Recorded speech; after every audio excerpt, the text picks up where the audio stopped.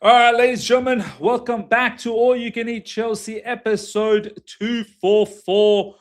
Look who we have back. Eunice Talks Football is in the building. I am so happy, more than you can believe, ladies and gentlemen. I'm pretty sure you guys are going to be extremely happy as well. As soon as I saw Eunice in the back, in the background, in the back of the studio, basically, I gave him a hug. And he reciprocated, and yeah, we hugged it out.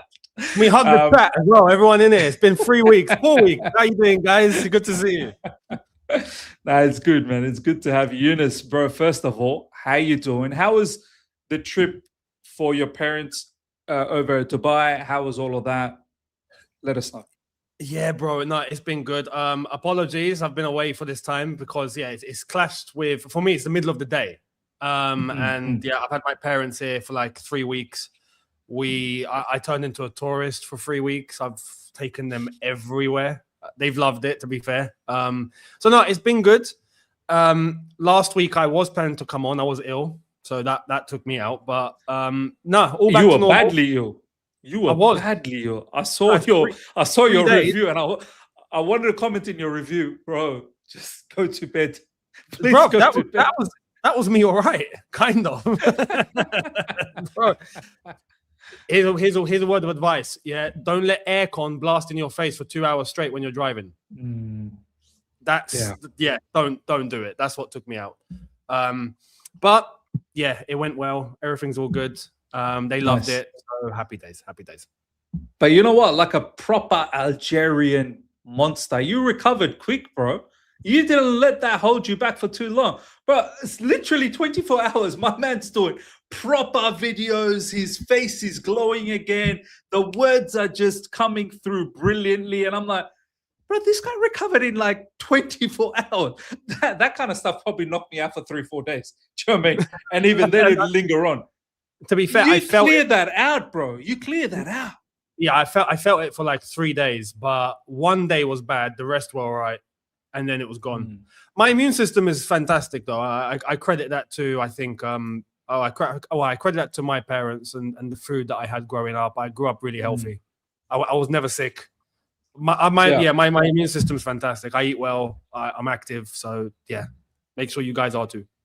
There you go. That's as simple as it is, man. Eat Drink well, drink lots of water, and work out, because Eunice works out. So we know that.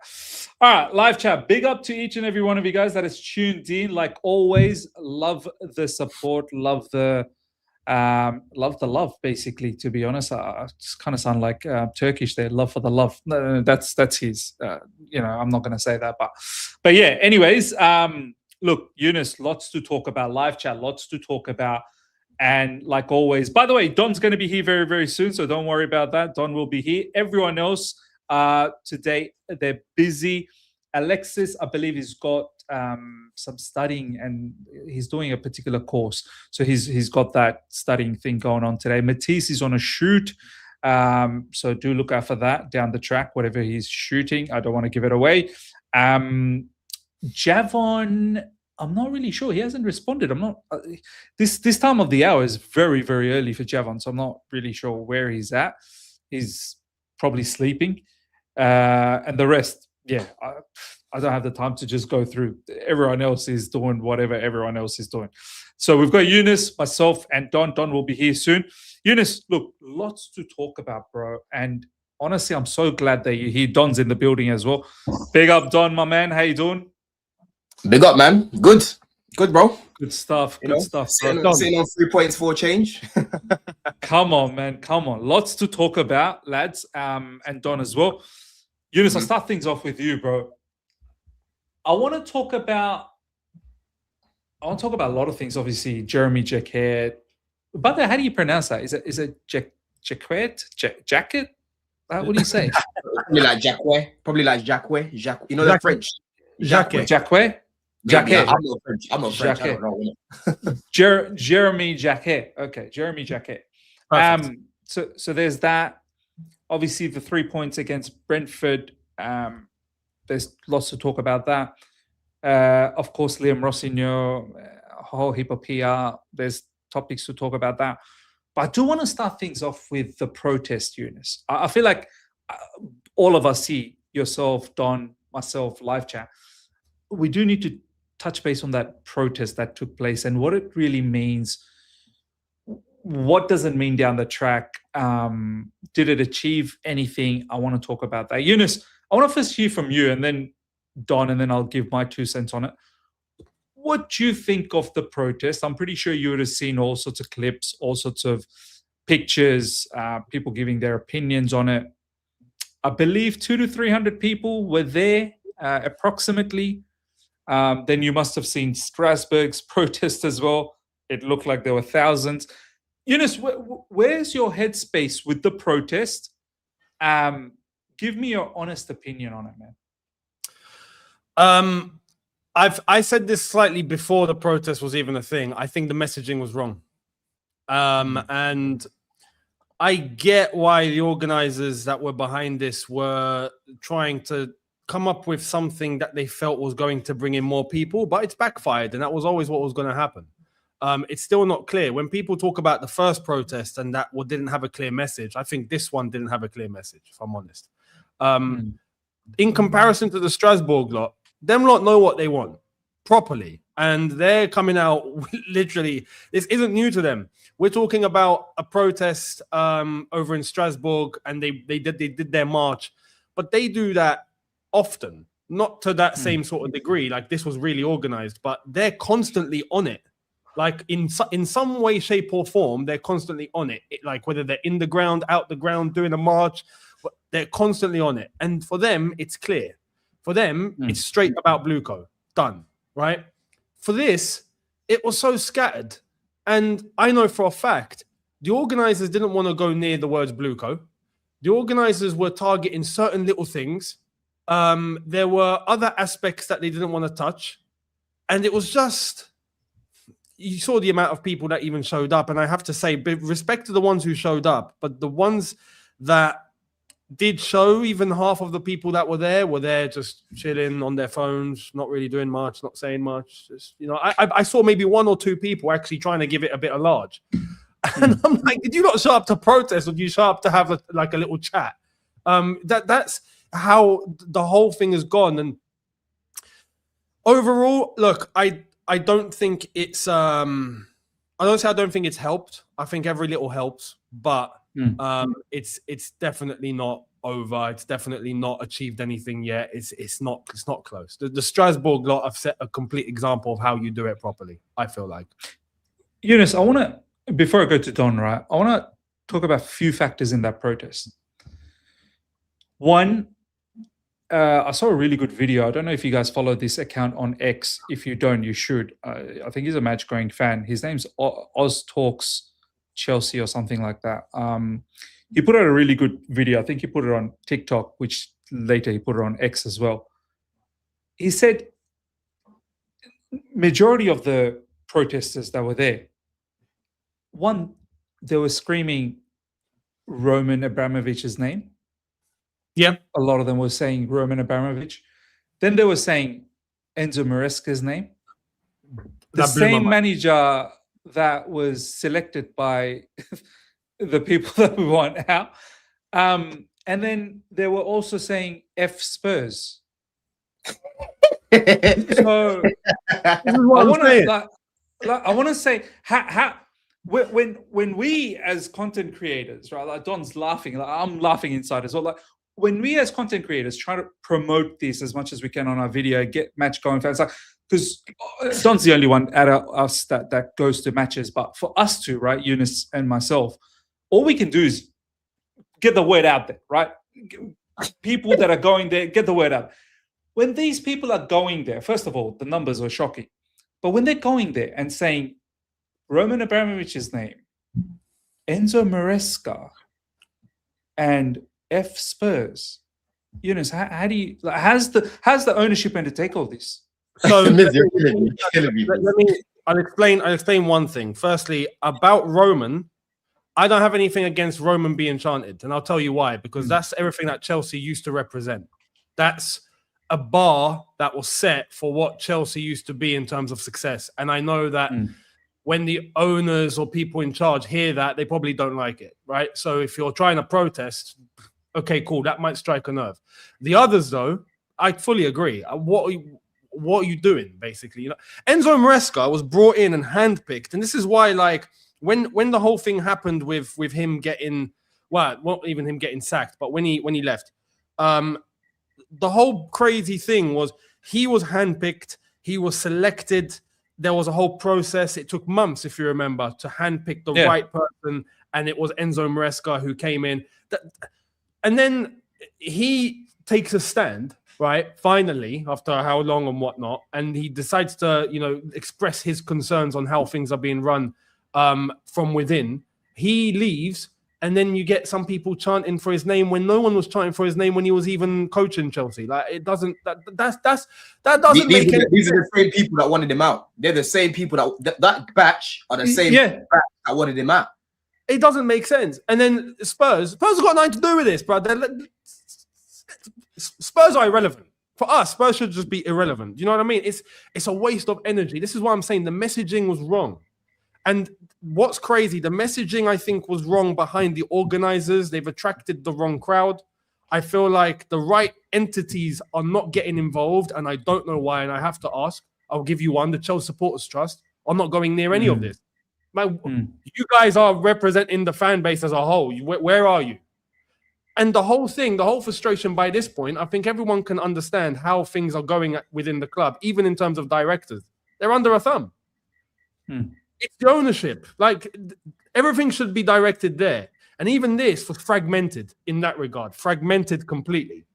It was never going to, as far as I'm concerned, it was never going to work. The people that got this done in the first place have done it wrong, as far as I'm concerned. Don, I want to quickly ask you, you can obviously add on what we've already talked about, but I want to ask you a specific thing that from the video that I saw, this Oz Talks Chelsea guy, he said, when we had the, do you remember the Super League protest? And it was in numbers. It was aggressive. You know what I mean? Peter Cech had to come out and, you know, immediately Chelsea had to take a stance. This guy was saying, and it really struck a chord with me. He said, it seems like it doesn't really matter to a lot of people as much as it matters to us. To the majority, it still doesn't matter that much for them to really seriously protest yet, or else you don't get 200 to 300 people and they're just protesting some random stuff, like they're just screaming some random. Do you agree that majority of the people that go to Stamford Bridge, they are not bothered as yet? Because when it was Super League, people were bothered. They're there.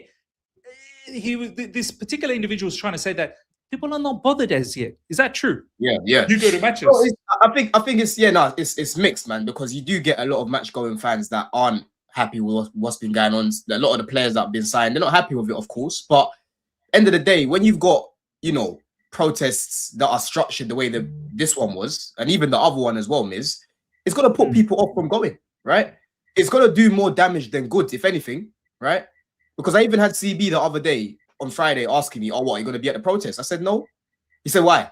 I said, bro, I don't think anything's going to change until people start to walk away from games, right? Until people start emptying out the stadium, people stop buying merch, right? Because most of those guys that were there, bro, half an hour later means they were in the concourse drinking, bro. Yeah, they were sipping. And they all had merch. They all had merch with Roman Abramovich written on it. Like, that was the weird, like, buying merch from this ownership and then putting Roman on the back. You know what I mean? So you're literally feeding your oppressor. You're feeding the man that you don't want to, you know, be doing what he's doing. So that's the only way that I see real change, bro. You've got to empty the stadiums. You know what I mean? And again, the messages are so blurred. It's like, it's just embarrassing, man. Like, one of my guys, Dubs, big up Dubs, he jumps on Blue Diaries, right? He's a big advocate for, you know, blue call out and whatnot, and I respect him for that. And he was there, and he literally said in the group chat, man, it was so disappointing. I'm so disappointed. He was so embarrassed because it's like, yo, I'm here to really push this message about blue call out, and people seem like they don't know what they're doing. They don't know what they're here for. You know, people are there for a day out. You know, the placards. It's like people want to get a picture of a placard and put it on their social media and off, right? Wow. You know what I mean? And this is the guy that's really, really blue coat out. He was telling me, bro, I'm disappointed. You know what I'm saying, bro? So it's like, again, these things won't bring any change. I think if anything, Iqbali looked at that video of the protest. Oh, he laughed. He must have laughed. He must have laughed at all of that. He laughed. You know what I mean? He definitely laughed looking at that. It was honestly just so embarrassing. Like, and even the way they're singing, it's like they're singing 1 second. It's like, okay, I hear Eunice's point about Roman because that's gonna touch a nerve. It's like if you're new ownership and they're still singing about the old ownership, that means that you're not doing something properly. You know what I'm saying? You're not doing something properly because if you was, there wouldn't be Roman all the time. Roman. You know what I'm trying to say? So I get that aspect of things, but we hate Tottenham, and then it's like they pause. They don't know what song next, and then they start to sing another song about Maresca, right? So it's like you don't just look like a bunch of wallies, bro. You know what I mean? And I don't want to be associated with those sort of guys, right? People might look at me and say, "You've got a platform." I don't need to be a sheep. I don't need to go for you because you want me to go. I will go because I feel like I need to go, bro. Right? And that's where I was with it. You know what I'm saying? I didn't want to be associated with that miss because I knew how I was gonna go. You know what I mean? Do you know what? That's a really good point that you just said, that I've got a platform, but I didn't want to be associated with that. Don, I don't know about both of you guys, Eunice and Don, if you guys, I'm pretty sure, Eunice, you covered a bit of the protest. In fact, a lot of the protest stuff. Don, I don't know whether you've completely wanted to cover the protest part or not, but I want to ask both of you guys, start with Don, right? I've got a few comments off the back of talking about this protest, initially like promoting it, and then later on giving my opinions a couple of days ago how it wasn't that great. I've got a few comments going after me saying, well, what have you content creators done about this? Like, why haven't you pushed out the message better? Why aren't you guys elaborating on this situation a lot more clearer so that everyone understands? And I'm thinking, how much more clear can I be? Like, I'm not really sure what else I can say besides the fact that the ownership needs to go. Like, because if they're not looking to pivot, if they're not looking to change, and they're going to continue or double down on what they've been doing so far, well, clearly they have to go. It's simple. It's not about the SDs. It's not about Joe Shields. It's not about it's the ownership. It's a clear message. Sell up, let go of Chelsea. Please forgive us all. Just let this go and move. Don, I don't know, like what some people in the comments sometimes, oh, you guys haven't done enough. The YouTube, and I'm thinking also the online fan base is actually a very small fan base, man. The majority of the like people that go to the matches, they're the big lot. What else can I do? What else can I do? Exactly, and that's what I'm saying. You take, I'm telling you, empty stadiums, and you will see changes quickly, bro. Yeah, quickly. If you know what's been going on with the Glazers the past 20 years, however long it's been, and even Ineos now, bro. One of the main things that a lot of the guys that get it preach is about emptying the stadiums. They've done so many protests, bro. They've marched, they've gone to grounds. They even had a game called off that time. You know what I mean, bro? But it hasn't been enough. It hasn't been enough. What's going to be enough is hitting them in their pockets. That is what's going to change things, right? But if you're not willing to do that, and you're going to keep going to games, you're going to keep buying merch, you're going to keep buying food and putting money in their pockets, they're just going to look at that and just like a little bit of noise. Oh, yeah, well, you know, when results start to pick up a little bit, they'll leave it. You know what I'm saying? That's what's going to happen. Because no one was doing this after the club World Cup. That's how they're looking at it, miss. Yeah, you have to be realistic. Yeah. People like to call me delusional, but I'm just realistic with it. I'm real with it. Yeah, and people don't like it. Yeah, I'm more than happy to have these uncomfortable conversations, bro, because Iqbali was looking at that laughing. You got a guy in the comments, Duke, saying Don sounds happy that it flopped. Bro, I'm not happy that it flopped, but Don's just being real.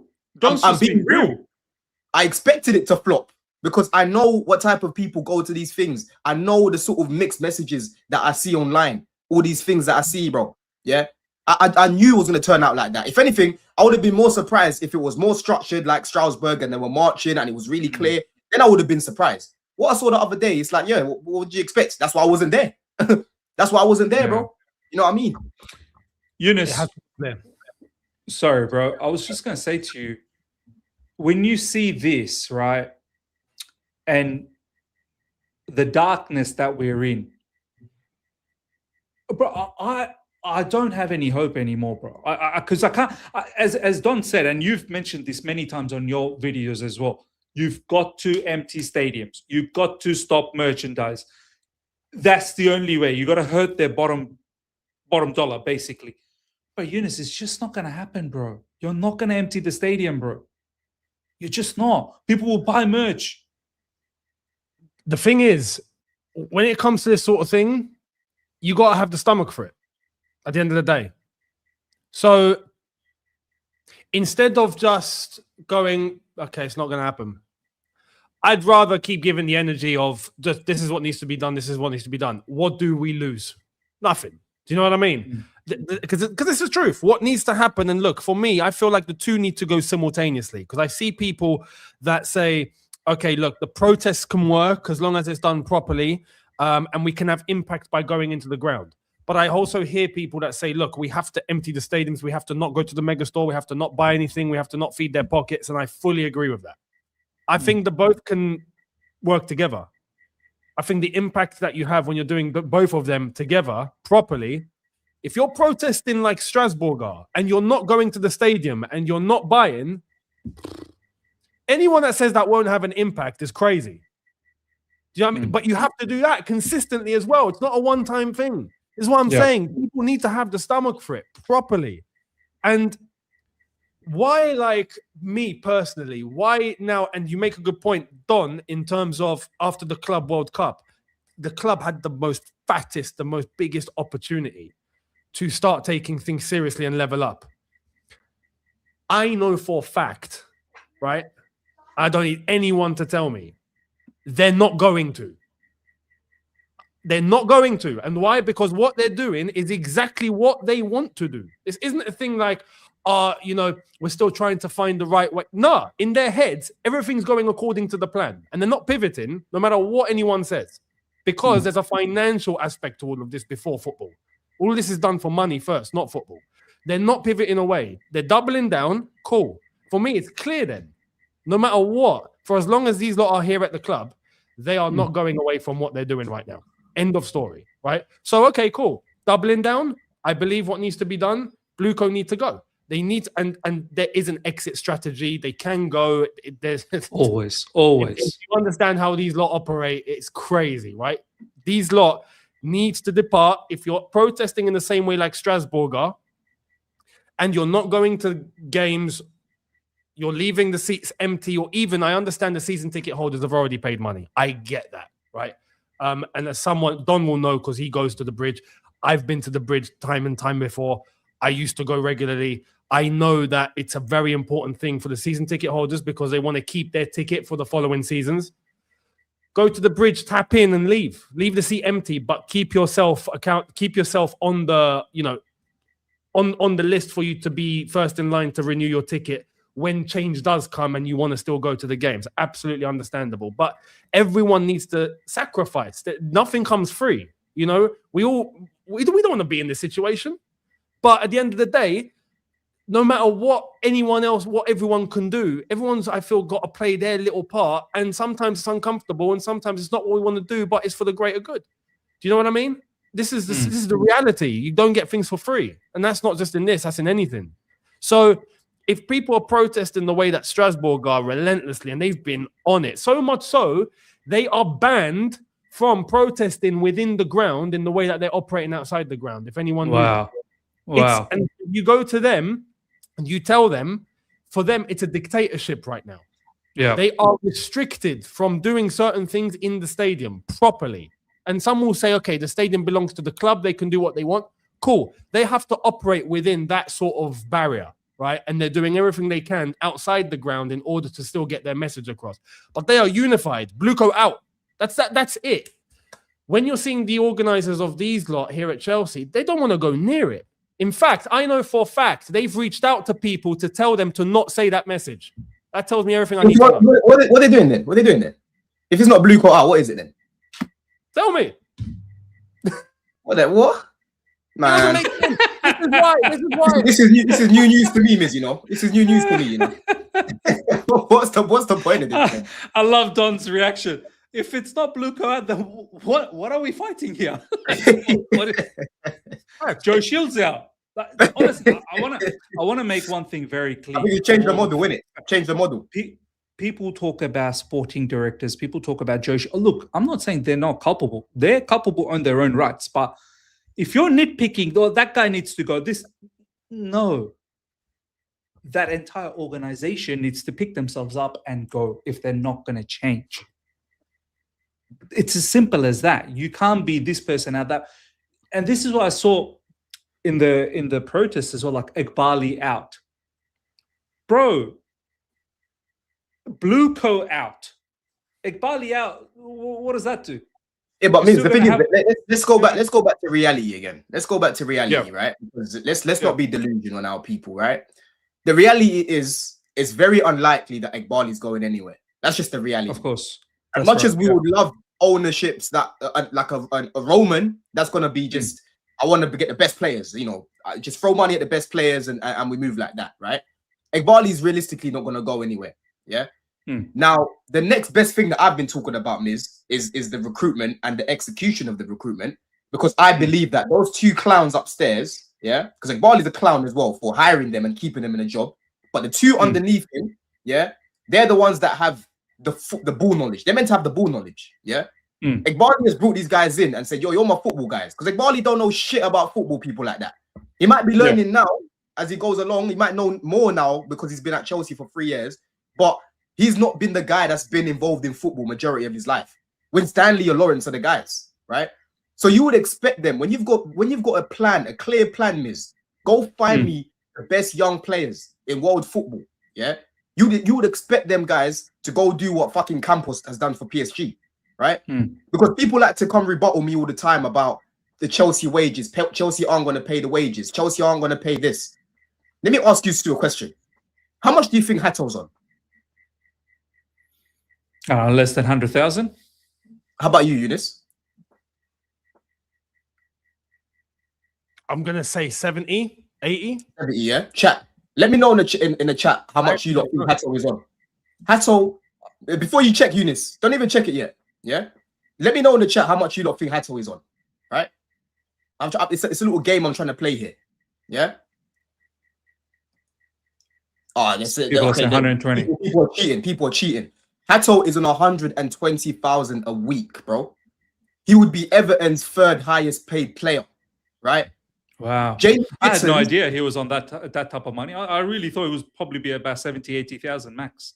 Exactly. I had no idea since yesterday. Yeah, until yesterday, I had no idea this guy's on 120K a week, right? On Blue Diaries, I asked the chat on Blue Diaries. No one cheated. They all said, bro, 60, 70, 80. No one said over 100. I asked the same thing about Jamie Gittins. Jamie Gittins is on 108,000 a week, right? Yeah. He's on 108,000 a week. I checked Doué's wages at PSG. This guy's on like 130,000 euros or something like that, which works out to be probably like 110 a week in pounds, maybe 115 a week in pounds. Yeah. So you can clearly see, bro, these men are paying the bag for these young players, bro. Garnacho's still getting over 100K a week, and he's Premier League proven. He's getting over 100 bags a week. Yeah. So for me, Miz, the biggest problem that I've got with these guys is the execution of some of the players that they've been bringing in. Because clearly, bro, Hato hasn't even been playing like that. He's getting 120K a week. He would be Everton, like I said, Everton's third highest paid player right now. Jamie Gittins, I thought Jamie Gittins was on like 50K a week. 108,000 pounds a week for Jamie Gittins. But you know what, Don, though? Like, my thing with this project, I don't even care. Like, bring me the gems. I don't even mind. Bring me obviously Esteval Willian, right? Cole Palmer, this, that, the other. All I'm saying is balance it up. If you look at the PSG team as well, they've got your Marquinhoses, they've got your Hakimis, they've got XYZ. Like even someone like Osman Dembele, he's been around for ages. He might be, I don't know exactly what his age is now, but let's say he's roughly around 26, 27, maybe 28, right? Like they've got that right balance with the experience, whereas we are seeming to, every time we go out there and purchase someone, it's in that younger spot. And we're going to get to Jeremy Jacquet now, right? Jeremy Jacquet is, 20 years old. I think this is his first proper breakthrough season in Liga. And I'm pretty certain, they're going to be able to pay the money, 100,000, 120,000, because that's affordable, right, within our structure. But why do this, Don, man? Like, do we need another? And now I don't know what you're going to say, because I don't know too much about Jeremy Jacquet, right? You may say that this guy is generational. He's the next big thing in CB, in Liga. But for me, and that's where I agree. The next big thing. That's where I agree. I've been advocating for Gahey, bro. You know what I mean? Even with the money you're about to spend on this guy, listen, I don't agree with paying Gahey over 300k a week. I don't think he's worth that, bro. Like, even Man City fans are saying, yo, 300k, okay, whatever, it is where it is. But listen, the amount of money you're probably going to spend on Jacquet, you're probably going to end up spending the same amount on Gahey as it is. Because for me, I just want to take less risks, Miz. You know what I mean? It does look like a top talent. I'll give him that. But the thing about being a centre back, especially in the Premier League, bro, you have to learn from someone who's been there, done it, man. Yeah, correct. I remember how Chalobah used to play with the likes of Silva in comparison to how you would play with the likes of Tosin. Yeah, you know what I mean, bro? Like, when you're playing with a better player and a real experienced quality player, you learn from them, especially as a centre back. Whereas if you bring him, who's the guy that he's really gonna be learning from? You know what I'm saying? Like Colwell, he's had to kind of just learn by himself. Because the guys. Colwell is still learning as well. Colwell himself is still learning. He's not the finished still learning. You know what I mean? He's still learning from basically by himself. You've got Fofana is an experienced guy, but he's not the most oldest experienced guy. And he's barely played a lot of football as well. You know what I mean? And these guys are quality, Miz. But ideally, you want them next to someone like a Gahey, who's been playing in the Premier League for God knows how long. Crystal Palace fucking captain. International footballer, right? That's the sort of profile that I wanted. You know what I mean? But does that now mean that I'm gonna go and crash Jacquet and say he's shit and that because of how I feel about Gahey? No, you know what I mean. But I'm more on the side of, I want to take less risks with these sort of things. I want starting level quality, starting level players to be coming into the team, right? And he could come into the team and prove us all wrong. He could be looking like a 25-year-old. He's only, I think he's 20, isn't it? Is it 20? I think he's 20. 20. He could be looking like a seasoned pro, and it's like, yo, we've found a gem here. He could do that as well. But I'm all about trying to minimize that risk. Yeah, minimizing that risk, bro. Bring in players that are proven, right? Bring in players that are proven. That is what I want to see in the summer. I don't want to see squad players being replaced with squad players, bro. I don't want to be seeing squaddies anymore. We need guys that are going to be ready to come into the 11 straight away and help us improve and kick on. Because I'm sick and tired of oh yeah, all we can do is top 4 this season. December comes along, dirty December, and we're getting one win in God knows how many games, bro. Because the squad isn't balanced, because the manager doesn't agree with the bench, because of this and that. I'm sick and tired of it, bro. They've been here long enough now. They've been here long enough. They're spending enough money. Because people like to say, oh, I'm a Clear Lake bandit or some weird shit. Right, I'm more just I wanted to give them time. I wanted to see how they got on with things. They came in the first year. They spent money on Caicedo, Lavia. They brought in Palmer. You know what I'm saying? They brought in Enzo Fernandez. I'm like, all right, cool. These men are trying to build a squad here. But then they brought in the Mudriks, the Maduekis. I said I don't want any more of those guys. Yeah. But now, Miz, it's been how many windows now? It's been 6 windows. Too many, bro. Too many. Yeah. 7. That's given me enough time to see how they work. Right. It's given me enough time to see their bullshit PR when they were after Semenyo, but even I knew that's not going to happen. I literally put a tweet out saying, don't get carried away, people. Even now with Jacquet, bro, I won't be surprised if they walk away. Yeah? They had to go, Igbali had to come and fly in from his place, his fucking place in LA somewhere probably, right? To go wrap up the deal with Caicedo because those idiots couldn't get it wrapped up. We ended up overpaying anyway.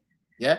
So I've had to see all these different things for me to say, okay, this is not what I now think of them, right? People's opinions can change with new information. You know what I'm saying? And that's what's happened with me. You know what I mean? I'm not backing them the way that I used to. If anything, right now, I'm not backing what they're doing, bro, because I'm an advocate for bringing in starting level quality, whereas that recruitment team are more focused on bringing in the likes of Garnacho, bro. Yeah, you sign Gittins, you go sign another squad player. You can see that the centre back issue is a big issue in the summer, right? Badiashile was up and down. Fofana is injury prone, but you decide not to go bring a centre back, bro. Right? These are all the things that they've been doing, and I've been crashing them for it. You know what I'm saying?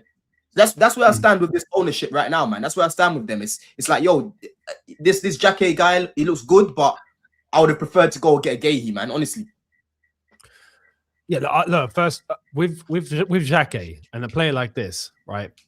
The fact that he's going to cost however much he's going to cost now, 50, 60 mil, they ain't going there.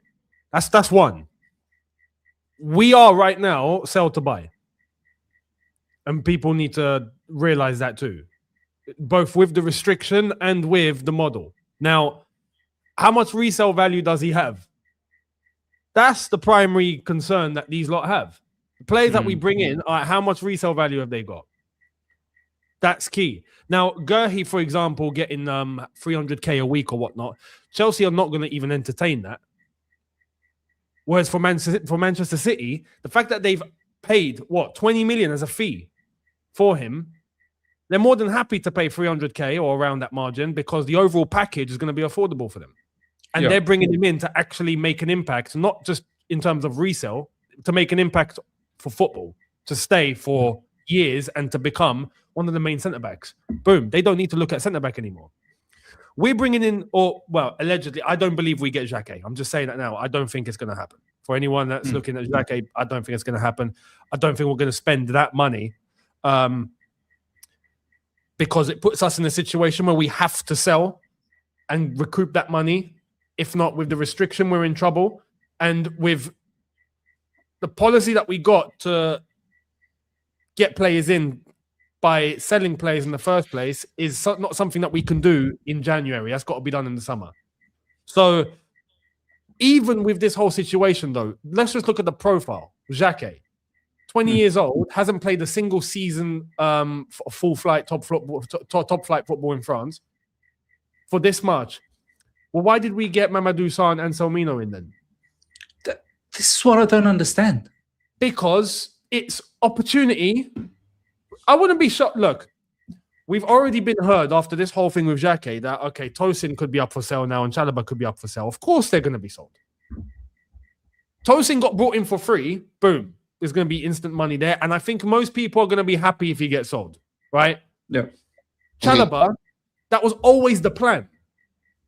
Now, he's handled himself really correctly and he's handled himself well. And they had to bring him back in because no one else was doing what they were doing at centre-back.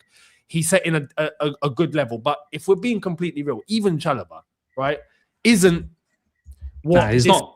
needs. Not, right? But he'll be pure profit. So, great. Because he's come out of Cobham. When people start to look at that as the lens of why we are doing what we're doing, everything will become a lot more clearer to people. But Eunice, every single target. Look, as you said, Anselmino, Mamadou Sarr, Achapong. Like we got youth. You can make money. There's a lot of money to be made. You have to make money with Jacquet as well. Like, why Jacquet? There is this team at the moment is screaming out for a Thiago Silva-esque type of a defender to come in and gather all these kids together in defense and build them up. Levi Colwill, for people that keep thinking Levi Colwill, just wait till he's back. He's also learning.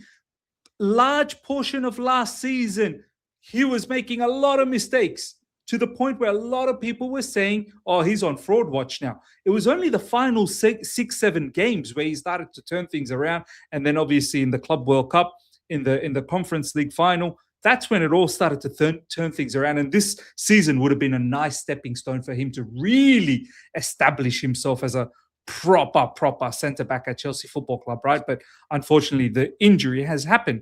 So, Eunice, like, as Don said, right, get me the best of the best youngsters. I just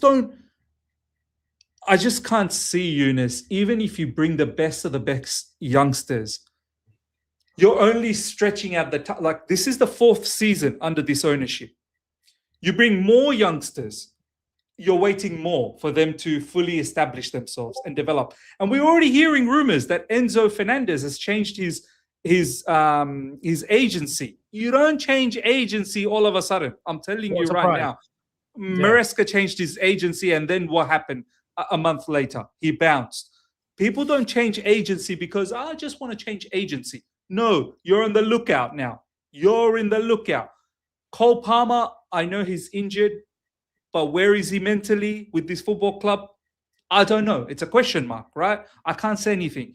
All I can say is that it's looking a little bit odd. But am I surprised that it's looking a bit odd?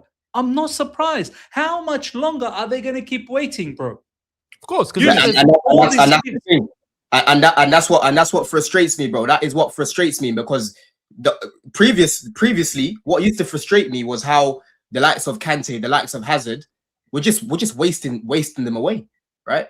Hazard's even luckier than Kante, because when he first came, he had real quality around it. Yeah, the Oscars, the Mattas, the Lampards, all of these guys. He came in with JT and that. But towards the end, bro, since we last won the league, Hazard and Kante have never been involved. They were never involved in any title races with Klopp and Pep. Yeah, and that's what's going to happen with these man, Caicedo, Palmer, and that.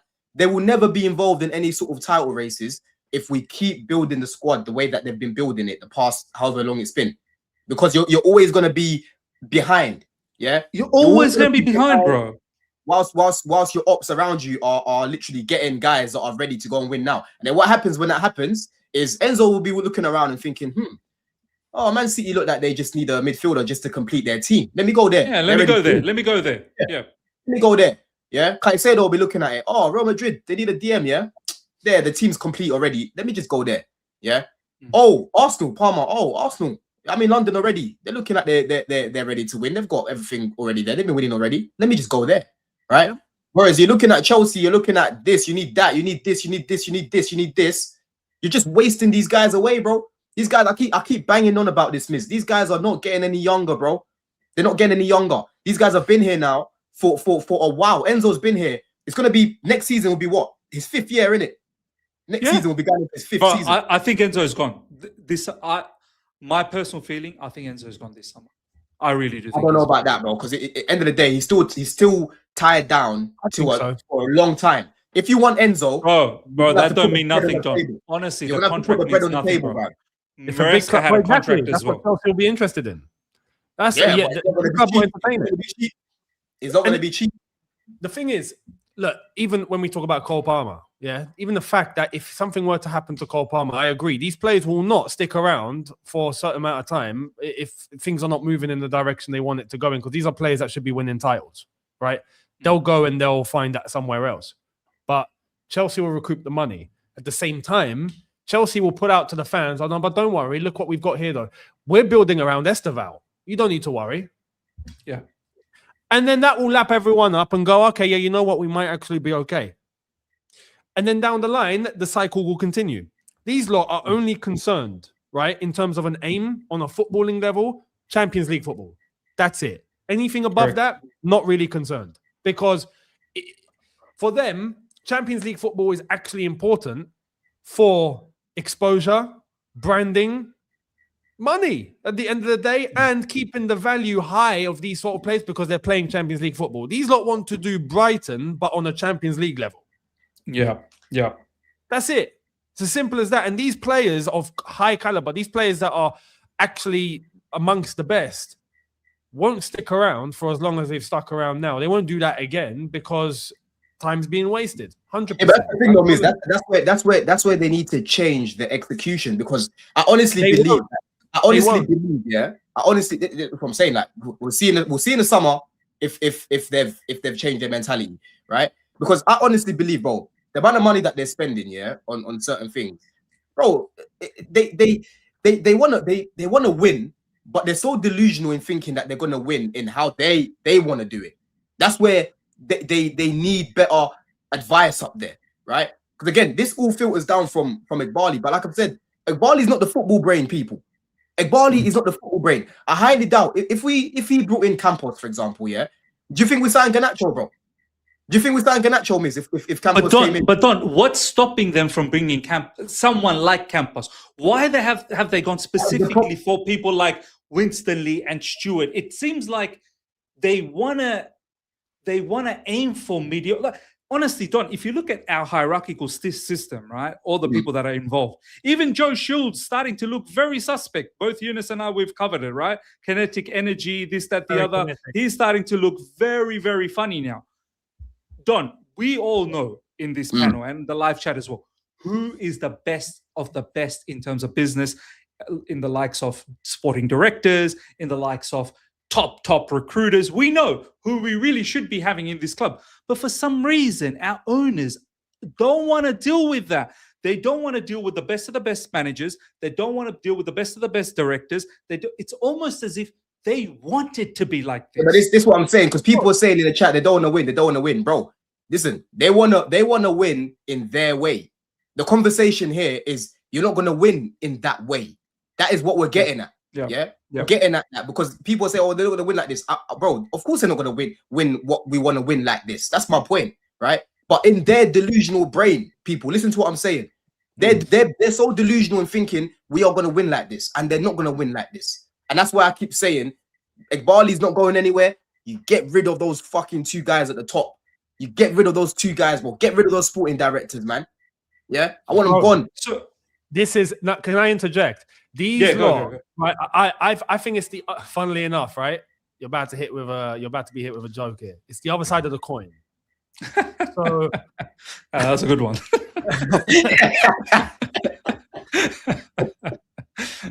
These lot are doing this intentionally, bro. Like Winstanley and Stewart have been put there. They've been handed a new deal, 6-year contracts. Like they've been handed, they've been rewarded for this, but they have been brought in to execute what we are seeing right now. As far as I'm concerned, Igbali, the ownership, Blueco as a whole, are looking at these 2 and going, good job, right? And I understand why you may see it from a perspective of maybe they're just deluded in thinking that this is going to be the way to win. They're not deluded, bro. These lot have got to the levels they've got at by not being stupid. They know exactly what they're doing. And for them, it's money first. It's not football first. And this is why what they're doing right now, like I said at the beginning of the stream, this is going according to the plan. But Eunice, this is the thing though. This is the thing though, yeah. This is where we're going into this summer. I said, bro, actually no, I think I even said it from last summer. I said, yo, these man need to stop fumbling deals. Yeah. Because one thing about these lot, right? You can think of Osimhen.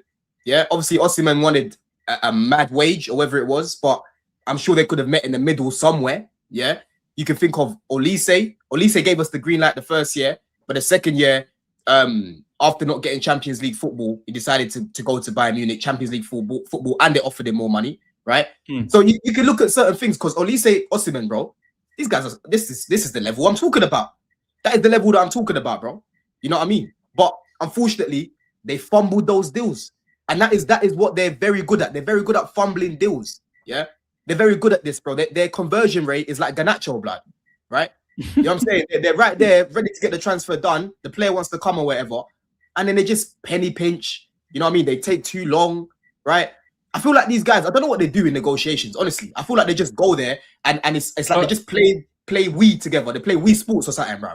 Yeah. But you know what it is? This goes back to what Eunice was saying, Don, that they don't want to, you know how when you said that they penny pinch, right? Yeah. It's not that they're penny pinching. They have a certain barrier.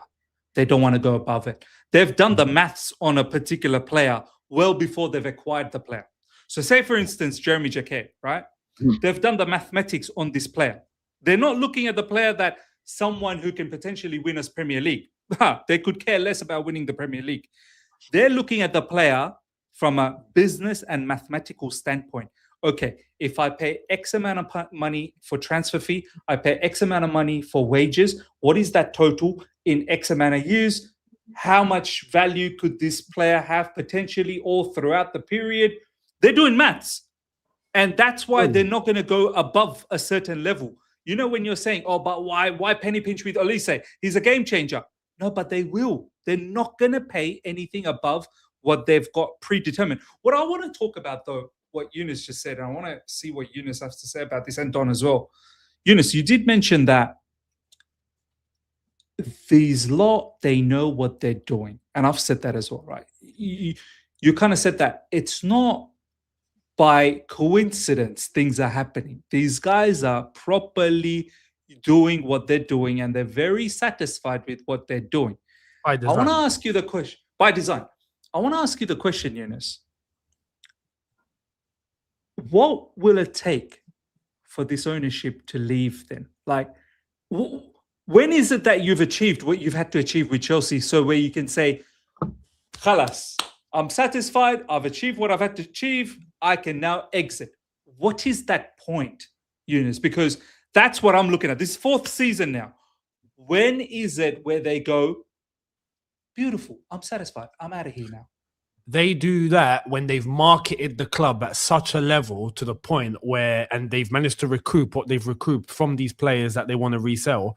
They get the value of the club to like 6-7 billion and go, okay, we're gone. So they need nearly double the money. They need double that investment. If not, they wouldn't have come in the first place. They got the club in at a discount. They got Chelsea at 2.5 billion. If that's not a discount, then I don't know what is. Do you know what I mean? Massive discount.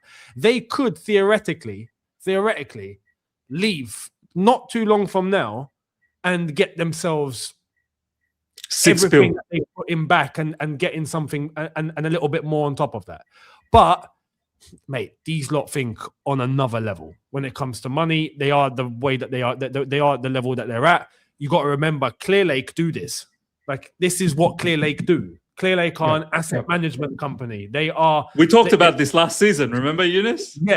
They acquire companies. They work them around. They do what they have to do, and then they sell on for much more, and then they make their money, or they manage the operations of certain companies in order to get their values up. This is what they do. You know, these lot will not be content until when they've got themselves up to a certain value, and it's not necessarily in terms of money recouped now. It's about the valuation. You can have not much money incoming right now, but the asset is growing, and if the asset is growing, once they get the asset to a certain level, we can exit, sell, and they would have made 5 times what they put in the first place. They'll be content with that. This is why the whole Blue Co, they've banned it all under the Blue Co. You've got Strasbourg, you've got Chelsea, you've got Cobham, you've got the women's team, you've got the parking lot, you've got the hotels. The entire package, once it's worth 6-7 billion, then they're ready to walk out, hopefully. Like, I mean, Don, surely at this point, you're not looking at this ownership thinking, yeah, you lot can change. You lot really can win the Premier, because ultimately, Don, it's about winning Premier League and Champions League, no? Like, that's what it's about. That's what I'm saying. That's what I'm saying. I've got to that stage now. Do you look at them and go, you are going to do that for us? Do you look at them and say, no, bro, no, not at the minute. I've seen more than enough to know what these guys are like, and now it's their turn to prove me wrong. You know what I mean? It's their turn now to prove me wrong, and that's why I hope they prove me wrong. I hope we're sitting here in the summer, all of us, and we're saying, yo, brilliant window, 8 out of 10. Yeah. Brilliant window, 9 out of 10. Yeah. We've got so many players now that are ready to just come in and start straight away. We're excited going into the season, Liz. Yeah. We're not scrambling for top 4, bro. That's what I want to get at. But again, they've shown me enough that is not how they're doing it. Because I'm telling you, all of us here, including the chat, we build the squad a lot better with the amount of money that they've spent, bro. Yeah. We build the squad a lot better than them. And we don't get paid a single penny. Well, apart from YouTube, which is nowhere near what these guys get paid, right? We don't get anywhere near what Winstanley and Lawrence and Egbali get, bro. Yeah? But we would have built better squads than them. And that is a major problem. That is a major problem, bro. So yeah, it's on them to prove me wrong. It's on them to prove me wrong. I don't like what they're doing. I don't like what they're doing, man. No, man, 100%, man, 100%. On a different note now, both you lads, start with Yunus. Hard-fought win against Brentford.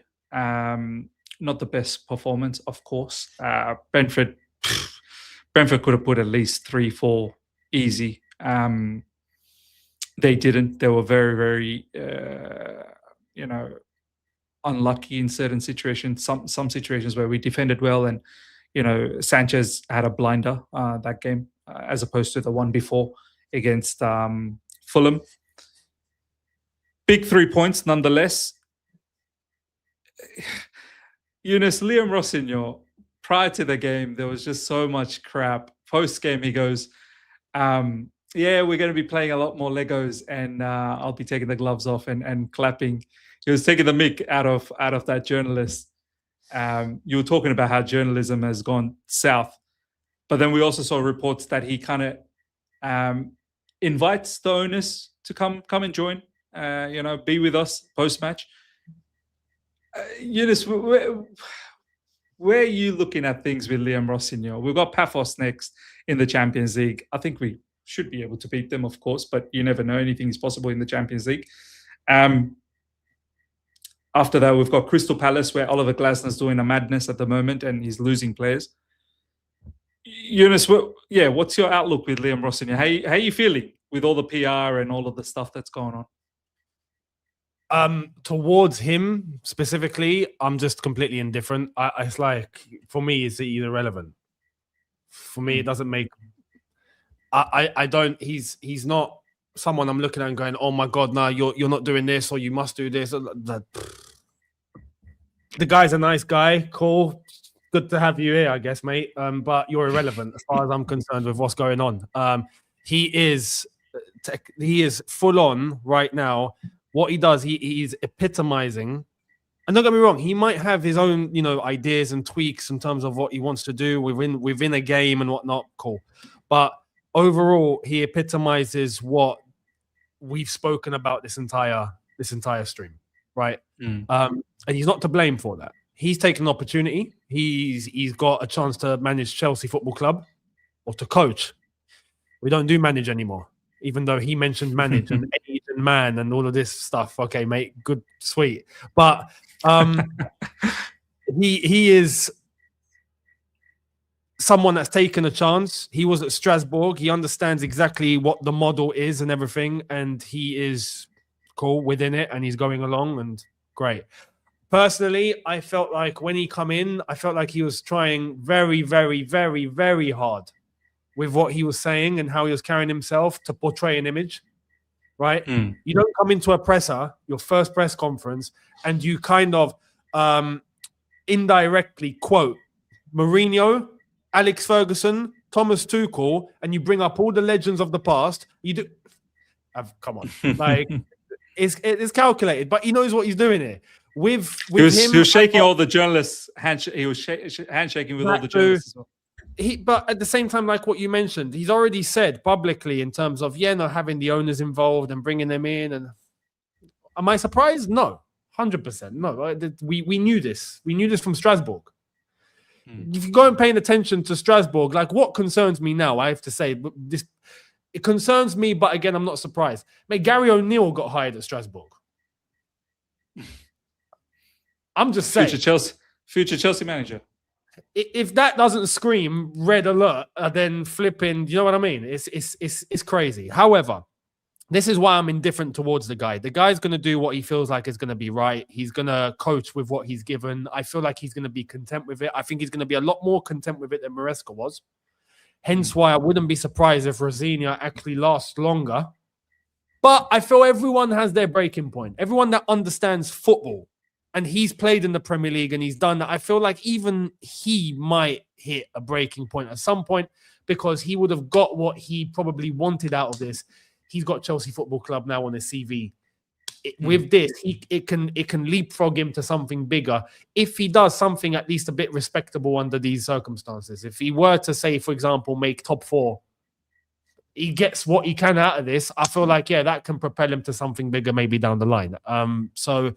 I'm not really looking at Rossignol as someone to super analyze here. He's a spoke on the wheel. He's just a spoke on the wheel. Don, what's your feelings in these early stages with all the PR that you've seen?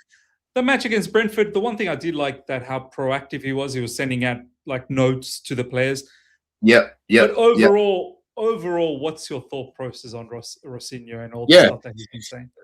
Listen, Eunice is spot on when he says, eventually it'll get to a point where he wants more too, and that's how I feel about it as well, man. I think there's 2 things that I like about this, right? There's 2 things I want to speak about. Number one, when it comes to the ownership, You know, I like the fact that he's aligned with them in terms of like how they sort of view the game and, you know, their values or whatever it is, and, you know, how they want to sort of collaborate together. These are the squad players, you use them. Yeah, we want to bring you in to just coach the team. You know what I'm saying? Make sure that you're using the squad properly. He seems like he's on board with all of that, right? But at the same time, he still needs to be backed with starting level quality, right? Yeah. Regardless of him not getting all the control in the world with the recruitment and him coming in as the coach for the squad, because end of the day, he's not building the squad. He still needs to be backed properly, bro. He's still going to need better attackers. He's still going to need better wingers. He's still going to need better strikers. He's still going to need better centre-backs. You know what I'm saying? To do his job to the best that he can. Because end of the day, with the squad that they're building, like we've just said the past hour, there's a cap, Miz. You know what I'm saying, bro? There's only so much you can really do with that level of quality that we've got right now. You know what I'm saying? But in terms of using the squad better for now, like in this season, again, the reality, people, this is this season, right? I need to see him, you know, managing the way that he managed the other day, even against Arsenal, against Brentford, bro, go into a back five. That's something that I kept begging for Maresca to do, even last season, Miz, because our defense, there's certain games where it was just being cut open, and it's like, yo, bring Vega on to bring a little bit more stability, yeah, see out the game, and we move from there. Rafinha did that the other day, yeah. He saw that was getting outrun in the midfield. He brings on Santos, not for fucking 5 minutes. He brings him on for about half an hour. You know what I mean? So even against Arsenal, the way that he was throwing on the players and whatnot, I'm calm with that. Because I want to see the squad. I want to see the squad being used. But you need to rest people, bro. The other day, bare people got flu. You know what I mean? Listen, in the UK, you man, listen, I had flu over the Christmas period as well, bro. It ripped me off. Yeah. The last thing I was thinking about was playing football. The last thing I was thinking about was playing football, bro. So when I'm seeing Reece struggling the way that he was, I can only respect him. Because Reece had a bad game. And how often do we say that? You know what I'm saying, bro? Yeah. From time I'm Reece having a bad game, I knew something happened. You know what I mean? So listen, Rafinha just needs to come in now. And again, like I said to you before, strip it back, go back to basics. You know, use the likes of Hato more, the likes of Josh more, the likes of Santos more. Play a 3-man midfield more often. No Garnacho and Neto pairing when everyone's fit. You know what I mean? Because the other day was another example why you can't have that pairing. Garnacho right in front of goal. Jesus is Lord. Yeah. He's got up against what's my man's name? Coyote. There was one point in the game, Coyote just lifted him up, Miz. Yeah? He just lifted him up. Right? That's a pure connotation of what he's like, 1v1. He's useless 1v1, bro. And he needs to go. He can be a super sub right now, but in the summer, he needs to go, bro. Yeah? It was getting me mad when I was watching my TV. I'm seeing fucking, they keep showing Win Stanley. I'm like, it's you, bro. Yeah? You kept pushing for this guy. You kept pushing for this guy for what? Right? You know what I'm saying? And as much as I was pissed off that he missed, Miz, I was so angry. I was like, you know what? What a miss, bro. What a miss. It was a big miss, bro. I was like, at least you were there to see, yeah, what your asset has gone and done right in your face. Yeah? You were there to see exactly what he done right in your face. Because how he missed that, I don't know. I do not know, bro. Yeah? But nah, you're right. If you had asked me about Garnacho before, I would have told you this guy's not clinical. He misses a lot of big chances. That's what he is. You know what I'm saying? But they thought it was a good idea to go sign him. You know what I mean, bro? So yeah, man. I just want this. I want Rafinha to just, you know, go to the basics and play a 3-man midfield more often. We're seeing Palmer playing on the right more often now. He's clearly not sharp. You know what I'm saying, bro? He's clearly not sharp. But a lot of people that prefer Palmer on the right, you've been seeing Palmer on the right more often. The last time we saw Palmer on the right of Maresca was against Bayern Munich. That was the start of the season. You know what I mean? Now I've seen it in how many games now? 2 games already? He's only managed 3. I've seen it in 2. You know what I mean? Do you know what the crazy thing is, lads? And we're gonna do the super chats very soon. Is it's 1 game? Is it 1 game? No, he played against Fulham as well on the right, innit? He played against Fulham, but that was with against Fulham. Callum. Yes, with Callum. Yeah. Do you know what the crazy thing is? Both of you guys have said that eventually, even this manager is going to hit a point where I need more. I've done whatever I can. I need more. Both of us, we can agree, and to the live chat as well, that the ultimate goal is not to just consistently make it to Champions League, because that should be the norm, is to consistently try and win the Premier League and win the Champions League. That should be the goal. And it's sad that we're all sitting here and all we seem to talk about, and I get it, this is the reality at the moment, but it seems like this will be the reality forever because these lot won't change. We're always just going to be talking about, let's just make it to top 4. Let's just make it to top 4. And for me, that's so boring, bro. That just simply aiming for top 4 is so lame, boring. Like what's their expectation with Liam Rossinier? It's not go out there and win the Premier. Obviously, this season, effort, like it's gone, right? But even next season, how many of us can say, go Liam, go win the Premier League? Are we going to say that? Liam Rossinier, go win the Premier League? I mean, if he's backed with players, that I think are capable of winning us the league, yes. The expectation for Rossinier hasn't changed, bro. Yeah. Rossinier might look like a joker because he's got the glasses and he doesn't look like a real brutal guy and whatnot. The guy's been coaching longer than Maresca. He might not have the Premier League experience, bro, but he's been managing longer than Maresca, bro. He's a smart guy, but look at Arteta, who's now been managing it's his 7th season with Arsenal, and only now, like obviously he's bottled a few in between, but only now where he looks like okay, they're probably primed to win it now. What's it to say? Like, how are you saying sitting there that Liam Rossinier, if he's still backed next season in the summer, that next season we should be going out there to win the Premier League? Like, Liam Rossinier's not done those hours. Like someone like Arteta who has, and even he's struggling. Yeah, of course. But the thing is, though, Arteta, bro, look at Arteta's defense for one. This guy at one point had spent, I don't know what the facts are right now, but there was a period where he had spent more money on his defense than his attack, right? Because you can clearly see that guy's trying to win the league by his defense first rather than his attack. There's so many players, 100%. In their attack have gone clean sheets, score 1 goal, that's it. Yeah, exactly. So he's had a base to build from. Yeah.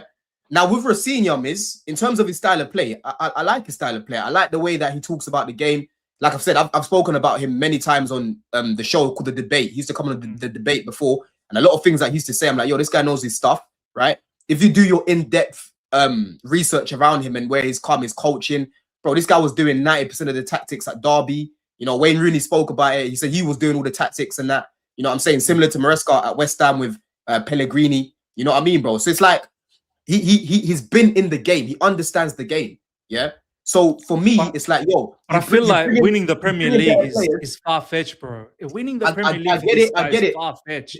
Of course, there's no evidence right now of him being like a winning manager. I do get that, right? But end of the day, Miz, like we've spoken about before, we are now in the next era, bro. Yeah. We are now in the next era of football where you've got the Marescas, you've got the Artetas, you know what I'm saying? You've got the companies. That's where football is now going.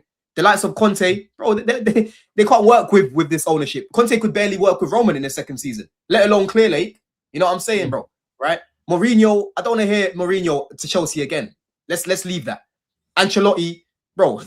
Ancelotti just had a shambles. That era is done. That era probably is finished. Yeah. You know what I mean? So that's the point that I'm getting at. This is the new era now of managers. You need to find your guy. And I thought we found our guy in Maresca, but in the end, obviously he wanted more than what he was given. And for me, listen, I don't think he doesn't take any blame at all as well. I think he had to hold himself accountable for certain things, which he didn't. But overall, I wasn't happy with how he wasn't backed with starters in the summer. You know what I'm saying, bro? So it's the same thing for Rossinier. We're still in 3 comps right now. I still expect you to try and beat Arsenal, of course. Yeah. Champions League running, bro. Try to do something over there. FA Cup, we're still in the FA Cup as well, Miz. We've got Hull next, right? And then next season, I'm still expecting him to compete as long as he's backed. If he's not backed properly and he's handicapped, I'll talk about it. But if he's given the players to go and win the league, I'll say, bro, go win the league. That's what I'll be saying. This is an important thing, though. This is a good crossroads, I feel, because we mentioned Arteta. Arteta's not in the same structure at Arsenal, like even Rossinier, as limited as he is in the structure at Chelsea. Or many clubs for that matter. There's a handful of clubs that I see are correctly doing things, unlike us and many other clubs as well. Arteta is a manager. We don't do managers anymore. Arteta is a manager, Pep is a manager, Unai Emery is a manager, Luis Enrique at PSG is a manager. We've got a coach, and others have got coaches, and that's the first handicap right there. Because as far as I'm concerned, for football as a whole, to be able to compete at the top, whether people like it or not, or they don't, or they like a certain manager or not, if he's brought in, it needs to be in that manager's image. It just has to be. Do you know what I mean? Arteta walked in at first as a coach and walked in at first under Stan Kroenke operating things at Arsenal when they looked a mess. When all it took was Stan Kroenke to take a back seat. He's not there now. Hand it over to Josh. Josh Kroenke is operating things now. They shifted. They got Edu in as a director, then who's now gone. Now they got Berta as a sporting director. One director, Arteta involved alongside Berta, making those decisions as a manager. And all of a sudden, the team have got everything they need, and he's got everything he needs, and they're playing in an image. But it's all down to what Arteta actually wants as well. Pep at City doing the same thing. Unai Emery, he's done it for flipping time. And he's from a previous era. So that's that. Unai Emery at Aston Villa, they've handed him the keys. He's operating everything from head to toe. But it's in his image. Look at the results that they're getting. That's Villa, and they're limited, right? Luis Enrique didn't come near us because he didn't like what he'd seen when he did that presentation at Chelsea. And then he went off to PSG. And look, Nagelsmann, same thing as well. Nagelsmann, same thing. But him at PSG, Luis Enrique is managing, right, properly. He's not just, got part of, like I said, a spoke on the wheel. He's not a spoke on the wheel. He's very much part of the fabric. 100%. We don't do that here anymore, unfortunately. And that is a huge problem. Honestly, you're right. Like I hear what Don's saying in terms of, no, we got to hold the standard, but holding the standard on who? Like, do you know what I mean? Like, as much as I like Rossinier as well, I think he comes across a very, very smart individual, but it's asking a lot of someone that doesn't have that experience to do that. And I get what Eunice is saying as well, that we're handicapped to start off with. Do you know what I mean? Like, our structure is so different than other clubs who operate with managers that make all the shots. But how can you make Liam Rossinier the manager as well at the same time? He don't have the experience to run a big club like Chelsea. So yeah, he's part of the model. He was right there from Strasbourg, so it's fine. It's okay, guys. Let's do some super chats. All right, A106192, thank you. I didn't want Nacho, Gittins, and Dilla, but Jacquet is class, aerial monster, very good on duels, high IQ, and forward pass. Stats back, eye test, big up, Don. Look, all I'm going to say about this is, and I've been consistent with this, I don't know this player. And frankly, I don't really want to know this player. All right? I don't have the energy to know this player. I'm not excited about the player because for me, I only want to see Chelsea lift up the Premier League trophy. Now, I get it that we're not going to be able to do this season. This is why I've been saying in all of my videos in the last few days, weeks, every decision this ownership makes, I want to ask myself, I want to ask this, and if you guys want to ask the same thing, it's up to you. I want to ask, does this decision lead me to win the Premier League next season? And if the answer is no, don't talk to me. Do not talk to me.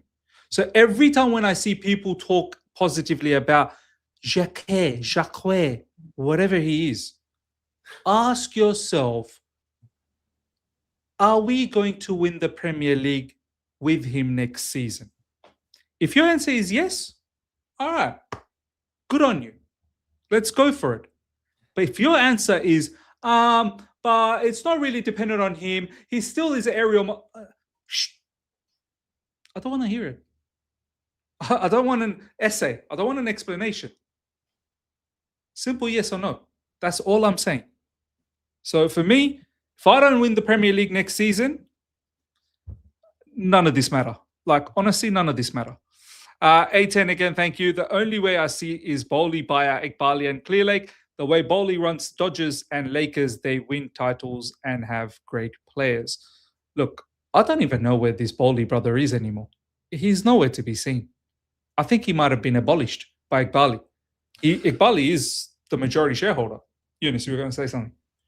Bowley making phone calls, trying to reach out and getting blanked. That's all I'll say. Fair enough, man. Dami, thank you so much, my man. We need radicals like Minerals, MLK, and Malcolm.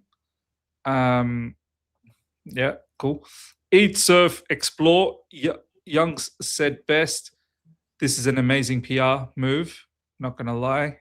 Sorry, NGH. I don't know what that is. Thought it was NGL. I'm not really sure what. No, maybe it's a yeah, typo. I'm not sure. Yeah, maybe it is a typo. Is G next to L? No, it's not. Lurifix, thank you. Is there a chance people are afraid to ban like they did to Strasbourg Ultras? Hence, they are afraid to point out Blueco directly about the protest. I mean, Don, you go to matches, right?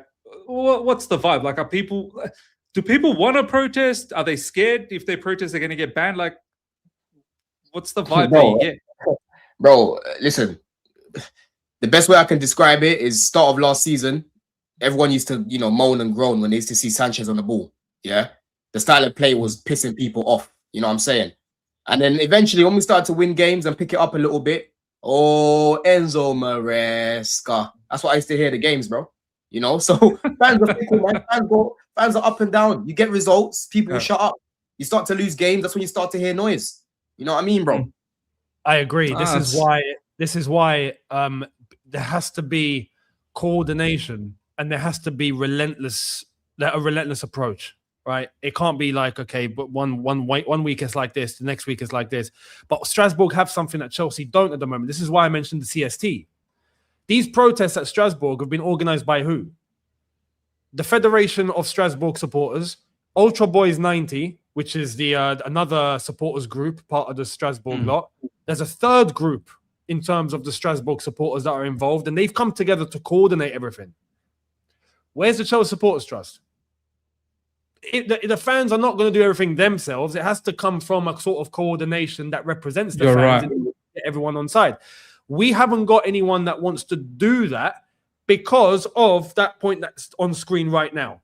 Because those are people that are in certain places and positions of where they might have certain connections or they might have certain things, and they're like, okay, I don't want to go all in on this one because, it does jeopardize things. And the Strasbourg lot have understood that, and they're relentless. So respect to the Strasbourg lot.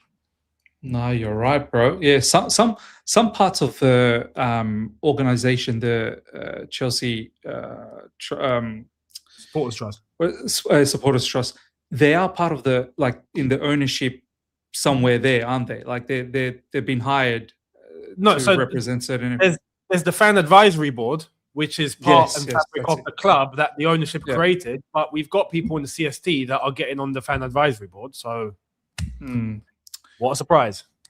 Yeah, then it becomes a conflict of interest, doesn't it? MO11290. Thank you, my man. As fans, why are we still surprised by this ownership? We will not be on shit for some time. I don't want to sound negative, but this is the reality now. Yeah, it is the reality.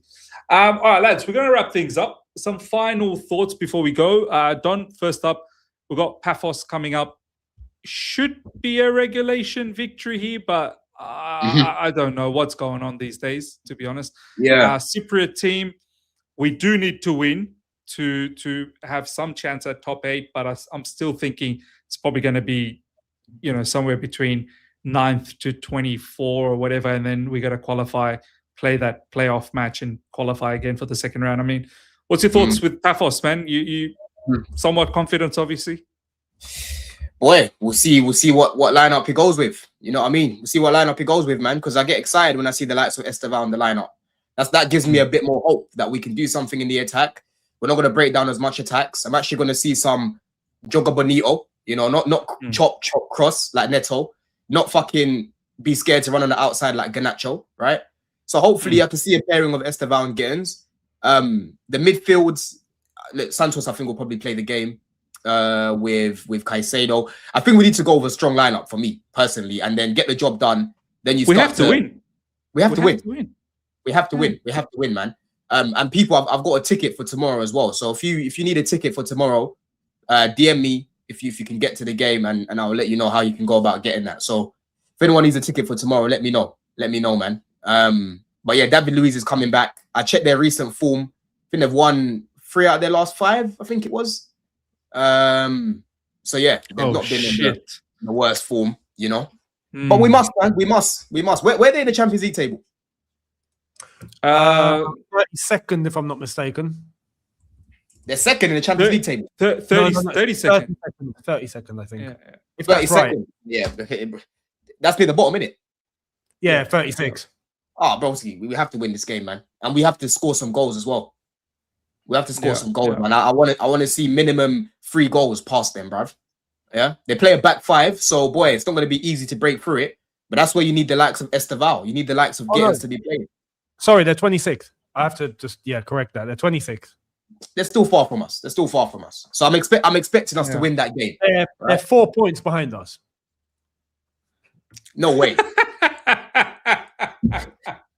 Bro, we're 13. They're going to go for this, bro. They're 4 points behind us. Yeah, bro. They're on 6. We're on 10. This is going to be a fight, you know. Oh, my God. Yeah, nah. Yeah, we need to make sure, man. We need to make sure, man. We need to make sure we win this game, bro. I want to see minimum 2-3 goals, bro. Minimum. Don, you had me here, bro, and then you just brought me back in. Now we need to win this game, man, because Napoli, like Ethan's just said, we've got Napoli next week, and that's not going to be an easy one either. That's going to be another hostile environment, bro. They got to win this game too, to be honest. Like Paphos, they're basically a point away from a playoff spot, and they got to get themselves in there. So, yeah. But Eunice, what are you saying? Eunice, what are you saying? This is a fight. We'll win. Surely we'll win, bro. I understand David Luiz might be playing. I heard he's a doubt.